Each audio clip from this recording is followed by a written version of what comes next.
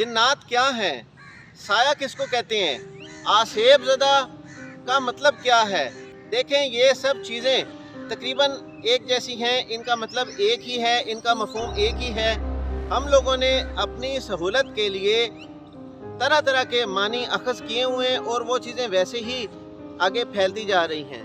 हदीस का मफ़हूम ये है, एक दफ़ा नबी पाक सल्लल्लाहु अलैहि वसल्लम से पूछा गया चुड़ैल किसको कहते हैं, तो नबी पाक ने फरमाया चुड़ैल काफिर शरीर जिन्नात को कहते हैं। इंसानी जिस्म पर सिर्फ दो चीज़ें काबिज़ हो सकती हैं, नंबर एक उस शख्स की रूह और नंबर दो जिन्नात। लेकिन जिन्नात को जब ये आलिम दीन या दूसरे जो स्पेशलिस्ट हैं जब वो आते हैं उन पर उनको निकालने के लिए, तो वो अमूमन आम तौर पर एक ही हरबे को इस्तेमाल करते हैं और वो कहते हैं कि तुम्हें हज़रत सुलेमान अलैहिस्सलाम की कसम है, तुम जो है, जब ये बात वो सुनते हैं तो वो जो है फ़ौरन उसका एहतराम करते हैं और उसकी बात को मानते हैं, क्योंकि जिन्नात हज़रत सुलेमान अलैहिस्सलाम का बहुत अदब और एहतराम करते हैं, क्योंकि हज़रत सुलेमान अलैहिस्सलाम तमाम मखलूकों के सरदार हैं। उम्मे सुबियान एक खबीस किस्म की जिन्नी है जो माँ के पेट में भी बच्चों को तकलीफ़ देती है, और इसका तरीका वारदात ये है कि ये मिर्गी के जो दौरे होते हैं उनकी तरह बच्चों को, छोटे बच्चों को तकलीफ़ देती है। इंसान को तो पता भी नहीं होता उसके साथ क्या हो रहा है, उसको कोई समझ नहीं आती, क्योंकि ये जिन्नात जब जिस्म में दाखिल होती हैं तो मुंह या नाक के ज़रिए दाखिल होती हैं और इंसान की शरियानों में खून की तरह दौड़ते हैं और दिमाग पर अपना कब्जा कर लेते हैं। जिन्नात अगर किसी शख्स पर काबिज हो जाएं तो हम कहते हैं कि इस पर साया हो गया है। अगर किसी पुरानी इमारत या खंडर पर आकर अपना बसेरा कर लें तो हम कहते हैं कि ये बिल्डिंग आसेब ज़दा है। ये बिल्कुल ठीक इसकी इस्तिलाह है और मफ़हूम और मानी के लिहाज से ये अल्फाज का सही चुनाव है, लेकिन इनको आपस में मिक्स कर देना वो इस्लाहन गलत है। जब किसी भी इंसान पर जिन्नात काबिज हो जाए तो वो सरकश और जालिम हो जाता है। वो सिर्फ अपने नफ्स की मानता है, क्योंकि उसका दिमाग तो मौफ हो चुका है। अपने इरादे की तकमील के लिए वो किसी भी हद तक जा सकता है, क्योंकि वो सरकश हो चुका है। इंसान का कलमा उसका अपना नफ्स बन के रह जाता है। इंसान तमाम इखलाकी, मजहबी, माशी हदूद को क्रॉस कर जाता है, तमाम दायरे को वो भूल जाता है।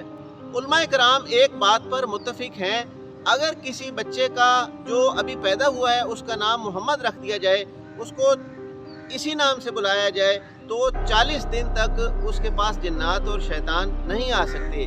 इसी तरह किसी बच्ची को जो अभी पैदा हुई है उसको 40 दिन तक फातिमा कह के बुलाया जाए तो भी जिन्नात उसको परेशान नहीं कर सकते। आप लोगों ने ये सवाल पूछा था कि जिन्नात किस पर आते हैं, कौन सी ऐसी चीज़ें हैं जो इनको अट्रैक्ट करती हैं और ये इंसानी जिस्म पर काबिज हो जाते हैं। देखें, इसमें 2-3 चीज़ें हैं जो हम बारी बारी डिस्कस करेंगे। सबसे पहला तो ये है कि इसके लिए कोई ख़ास ऐसी चीज़ नहीं है जो कि फ़िक्स हो, क्योंकि ये आलिम दीन, बुजुर्गान दीन, हाफ़िज़ कुरान, मदरसों, स्कूल, कॉलेज, इदारों में किसी पर भी आ सकते हैं। ऐसी बात नहीं है कि एक स्टूडेंट जो है वो किसी यूनिवर्सिटी में पढ़ रहा है, दुनियावी तालीम हासिल कर रहा है, उस पर आ जाएं, और ऐसी बात भी नहीं है कि ये किसी हाफ़िज़ कुरान पर ना आए। इनको जो शख्स अच्छा लगे ये उसकी जानिब माइल हो जाते हैं। नंबर 2 चीज़ ये है कि काफिर और शरीर जिन्नात जो हैं, चूँकि वो गलाजत को पसंद करते हैं, गंदगी को पसंद करते हैं। आप जानते हैं कि उनकी खुराक गोबर और हड्डियां हैं, वो सीधा चीज़ें हैं। तो जो शख्स ज़्यादा मैला कुचैला रहता है या आप कह लें जो है नापाक रहता है, तो डेफिनेटली ये उसकी जानिब माइल होंगे और इनकी कोशिश होगी कि हम इसके जिस्म पर कब्ज़ा कर लें। इस मौके पर एक बड़ी अहम बात मैं आप लोगों से डिस्कस करने जा रहा हूँ और आप इसको गौर से सुने, अपने दोस्त अहबाब के साथ भी शेयर करें। दुनियावी तालीम में या साइकोलॉजी में हम इसको डिसऑर्डर भी कह सकते हैं। एक ऐसा शख्स जिस पर जिन्नात का कब्जा है, हम उसको अपनी साइकोलॉजी में किसी भी डिसऑर्डर का नाम दे सकते हैं, किसी भी बीमारी का नाम दे सकते हैं। और इंसान पर होने वाले जो ज़्यादा हमले हैं, बीमारियां हैं, हम कहते हैं कि ये जरासीम की वजह से हैं, या ये कुछ वायरस हैं, या ये इंसानी बीमारियां हैं। उनका 75% हिस्सा यही जिन्नात اور یہی شیاطین جو ہیں یہ انسان پر جو قبضہ کرتی ہیں یہ انہی کی وجہ سے ہے۔ باقی 25% جو جینون مسائل ہیں وہ آپ کے ہو سکتے ہیں، 75% آپ کے مسائل، آپ کی بیماریاں، جسمانی بیماریاں خاص طور پہ پلس روحانی بیماریاں، وہ یہ انہی شیاطین اور جنات کی وجہ سے ہیں۔ کوئی طالب علم جو کہ مدرسے میں ہے، کسی مسجد میں ہے، قرآن شریف پڑھ رہا ہے، تو ہم عموماً یہ کہتے ہیں کہ اس پر جنات قابض ہیں، اور جو ہے عالم صاحب، بزرگ صاحب جو ہے، روحانی معالج جو ہیں وہ اس کا علاج کر رہے ہیں، یہ شرعاً ٹھیک ہے اور یہ بالکل مناسب ہے۔ لیکن اپنی ہم سائیکولوجی میں یا ماڈرن یونیورسٹی کے جو اسٹوڈنٹس ہیں ان میں اگر یہ کوئی ہوتا معاملہ وہی ہے، چیز ایک ہی ہے جس کو ہم دو جانب سے دیکھ رہے ہیں، دو نظروں سے دیکھ رہے ہیں، اس کو ہم ڈس آرڈر کا نام دے دیتے ہیں۔ اور یہاں پہ چونکہ سائیکولوجی نہیں ہے، اس کو نہیں سمجھا جاتا، یہاں پر ہم کہتے ہیں کہ جنات کا علاج کیا جا رہا ہے، جنات کو نکالا جا رہا ہے۔ تو یہ ٹھیک ہے، دونوں چیزیں جو ہیں ہے ایک ہی چیز، لیکن اس کو دو نظر سے ہم دیکھ رہے ہیں۔ اور دوسری اہم بات میں آپ لوگوں کو یہ بتانے جا رہا ہوں کہ آپ اپنا علاج خود کرنا سیکھیں۔ ضروری نہیں کہ آپ کے ساتھ کوئی مسئلہ ہو اس کے بعد آپ کوئی احتیاط کریں۔ آپ اپنی زندگی میں معمول بنا لیں، نبی پاک صلی اللہ علیہ وآلہ وسلم کے بتائے گئے طریقے کے مطابق آپ اپنی روحانی جو ہے جھاڑ پھونک وہ آپ خود کریں، اور آپ کر سکتے ہیں۔ اور اس میں بہت زیادہ وزن ہے کہ بے شمار ماں باپ بہت پریشان ہیں جب جوان بیٹی کے اوپر ایسا کوئی حملہ ہوتا ہے، کسی بچے پر ایسا حملہ ہوتا ہے تو ماں باپ کی کیا کنڈیشن ہوتی ہوگی۔ تو آپ لوگ کسی کے پاس بھی جانے سے پہلے ابھی بیماری کے جس طرح درجات ہوتے ہیں آپ لوگ اس کو سمجھنے کی کوشش کریں۔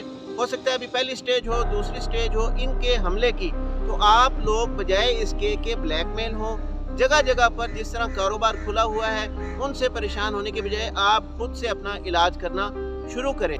بے شمار ایسے کیسز ہیں جس میں آپ کو یہ کہہ کر ڈرا دیا جاتا ہے، پریشان کر دیا جاتا ہے کہ آپ پر تو جنات ہیں، پھر آپ لوگ مجبور ہو کر ان سے بلیک میل بھی ہوتے ہیں، روپیہ پیسہ بھی خرچ کرتے ہیں، اور بے شمار گھروں کی عزتیں نیلام ہو چکی ہیں صرف کسی ایک وجہ پر۔